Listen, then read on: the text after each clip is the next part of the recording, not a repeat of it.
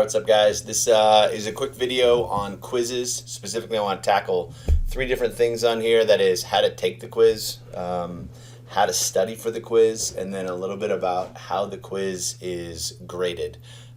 So first of all, quizzes will be due on Friday, and you can see that if I scroll up here, you can see on the calendar and the calendar might be different for your class, but they're due on Friday, and I open them on Wednesday. So you have Wednesday, Thursday, and Friday usually to take the quizzes. Especially with the first couple quizzes, you want to take it early. And I know this is kind of tough because a lot of times on the calendar for Canvas, it'll say, oh, well, let's do it on Friday, so I'll take it on Friday. The problem is if you log in, you take it on Friday, and you can't log in, there's a problem with the video, server's down, something like that. You'll say, well, I couldn't take it, and I'll be like, I'm really sorry, that's a 0 because I don't do any late work.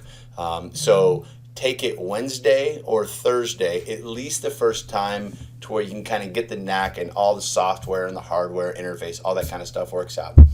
It never fails. Every year somebody will, they're on a trip, they're on an airplane. So I took the quiz on an iPad and it didn't work. I'm like, well, okay, don't take it on Friday, take it on Wednesday, because that gives us 2 days, right, to kind of solve the problem and to figure it out. 6 quizzes throughout the course. You can see their breakdown here on the screen. Quiz 1, chapters 1 through 3. Quiz 2, chapters 4 through 5, etc. Each quiz will be 2 to 3 chapters, anywhere from 22 to 35 questions. So 10 to 12 questions per chapter. It's a mix of multiple choice and of fill in the blank. So those are the 2. I don't think there's any true, false, or short answer or anything like that. So multiple choice, pretty straightforward. Everyone's done that. Has to do with recognizing the right answer, and then fill in the blank has to do with being able to recall the right answer. So that's it. 6 quizzes. They are closed book, closed notes, closed screens. The big idea, a lot of this is governed by the software that we have at the university called Respondus, and it's not perfect, but it's what we have, so we're going to do it, and we're not going to complain about it too much. But if anyone's in line to complain about it, I get to be first in line to complain. So you have to download Respondus Lockdown Browser. It's free, and when you go to take the quiz, it'll cue you and show you how to do that. A browser is just like Google Chrome or Safari or something like that. This is just a particular secure browser. And Respondus Monitor. So that is what's recording me right now, webcam. Have to have a webcam. It sounds really silly, but one of the biggest areas that people struggle with the quiz is doing what's called an environmental scan. So I've got a video out there about how to do an environmental scan, and there's really 2 things with the whole security process. One of them is just, where am I? What's in front of me? Just watch the video. People will be like showing me what's behind them. I'm like, it doesn't matter. It just matters like no screens, no notes, no books, nothing in front of you except the computer. There's some pretty funny videos actually. The second one is, as you're going, there's detection with having to do with just the eyes. So when someone's taking a quiz and they're going like this kind of the whole time, it'll just flag that. It'll send me a note that says, hey, John Doe is sitting there and just take a look at this video. I don't go through the videos and look at everything unless it flags me and says, hey, go take a look at this one for security. I trust people's integrity and trust the software to say what's going on here. So usually that's someone just looking all over the room, or getting a little audio device, whatever. The quizzes are not impossible. Just study for it and take it. Just what's in your brain, and the quiz. Those are the tools that we have. They are not optional. They're not negotiable. If you don't want to do them, now, first week of class, gotta find a different class. But that's what we have. Closed book, closed notes, Chromebook. Yeah, so let's just look at one here for kicks and giggles, so you can get a rough idea of what's there. It's the pre-class quiz, but we'll just look at the quiz for chapter 1, so you have a little bit of an idea of what they look like. In theory, it'll come up. So, human resource management has been defined as designing formal blank in an organization that does these things. That's just the definition of human resource management, right? The class is human resource management. Chapter 1 is intro to human resource management. It's like the 3rd, 4th slide. This is the definition of human resource management.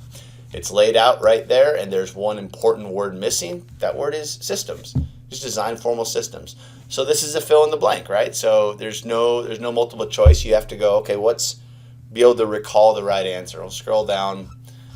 There's a little bit more. There we go. Multinational corporations can be defined as which of the following, right? So you can go through and you know how multiple choice are. There's always like one that's crazy, one that's not right, and two that are like, they're both, they could be it, but one of them is not the best answer. There's only one there that's the best answer. So that's it. This is what they look like. You go through, you can see in this case, there are 34 questions. This is 3 chapters, right? And each of those are worth about 3 points, which takes you to about 100 points per quiz. So that's how to take the quiz. Download the browser, do your environmental scan, watch the video so that you know how to do that. Take the pre-class quiz. If not, I don't give you access to quiz 1 just until we know, like, yeah, you got this hardware and software process down. So that's how to take it. How to study for it. If you go over here under modules, this is what I recommend. Some people like watching lectures, and again, some of these are, like I said, a month old, some of them are years old. It depends on when the content changes. But some people like watching lectures. Some people are like, heck no, dude, I'm out. I don't learn that way. Some people are like, I want to read. Okay, if you can read and get it, like, that's great. That's a gift. A lot of people, if you're anything like me, you read a textbook, you got one paragraph, and you're like, I have no idea what I just read. And you go back and you read it again, and you're like, nope, still don't have it. So there are a few different tools. You get information from lecture. You get information, summative information from these things. They're just the PowerPoint slides of everything. And you'll get information from the book. So you can read, you can skim, you can listen, however you want to do that. And the modules here in Canvas, there's 6 modules, each one of them at the bottom. I already said this if you saw my class intro video, but each one at the bottom has a study guide. Disaster scenarios. Person was, this is a couple quarters ago, they're going through, it was like quiz 5. They go, man, I'm just bombing these quizzes, Can you narrow it down at all? Because each of these are over like 100 pages of text. I mean, what do you think is the most important? And I said, well, have you followed the study guide? And the guy goes, wait, we have study guides? I was like, oh, really hard to know what to focus in on without the study guide. So they're right here at the bottom of each module. They'll cover 80 to 90% of what's going to be on the quiz. There's another video here for how to find certain terms. If you're like, I went through the study guide, there's things I couldn't find in the book, I couldn't find in lecture. There's a little tool here about how to find that. So how I recommend studying for it, however you want to do it is just fine. I'm old school, sometimes I like paper in my hand. I'll pull up the study guide, go through, just skim through the PowerPoints first. A lot of the stuff on the quiz is like, what's the definition of this word?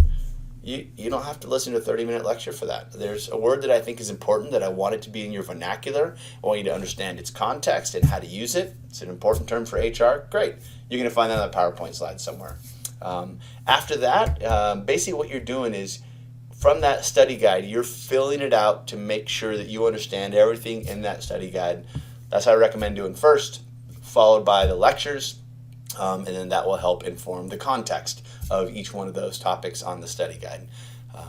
That typically works the best. It's more work. It's multi-step. Some people are just like, oh, I think I'll just roll the dice on the quiz. The quizzes are not easy. Quizzes are, people generally score lower on the quizzes and much higher on the other assignments. So the better you do on the quizzes, obviously, like any class, your grade will be better, and you have multiple sources of information to inform your thinking. Again, lecture, book, PowerPoint slides, and study guide. And you got me, so you can ask me anything at any point, and we'll carve out a time to hang out. Okay, that is how to take the quiz or how to study for the quizzes. Last thing I want to talk about is how I grade the quizzes. If it's right, it's right. If it's wrong, it's wrong. That's normal. So you're going to go through, you're going to take the quiz, you're going to submit it, and you're going to get a grade. And you're like, all right, it was good or bad or whatever it is. But probably in almost every case, sometimes not, but in almost every case, about 3 or 4 days later, you're going to see that grade go up. That's not a curve. That's me going through the spelling and the word choice of those fill-in-the-blank questions, right? So, for instance, if I say, what's full-time, in the United States, what's full-time work?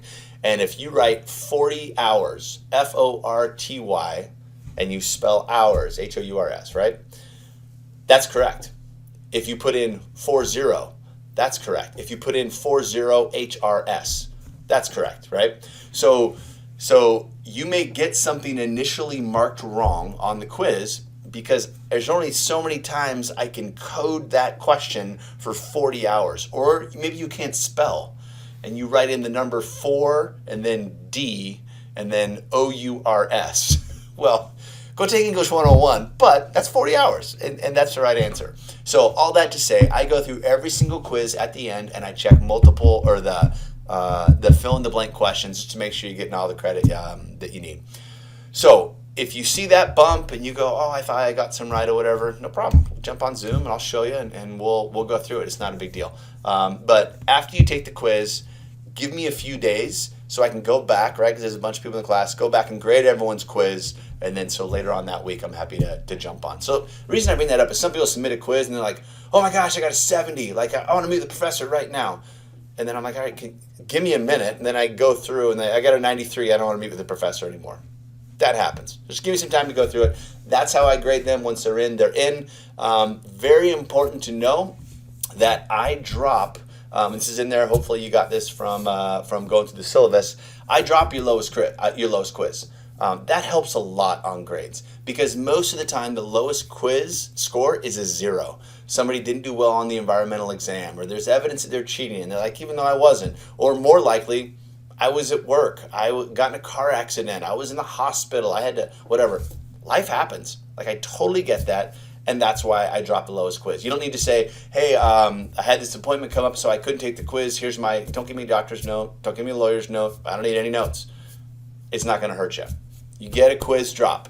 There's 6 quizzes, you don't get 2, you get a quiz drop. The only exception to that is the final exam, which again is not cumulative. That one doesn't get dropped, so don't get sick that week. And I think I give you more time, like 4 or 5 days to do it, so it fits in the schedule. Is that it? How I grade it? Quizzes? Yeah. I think that's it. Good luck on the quizzes. Prepare for them. After you get the first one down, you have a rough idea of what they look like. Don't forget to use the study guide and complete it, fill it out whatever your method of studying is. But you can do that from book, PowerPoint, me, like you have a bunch of different sources. So good luck.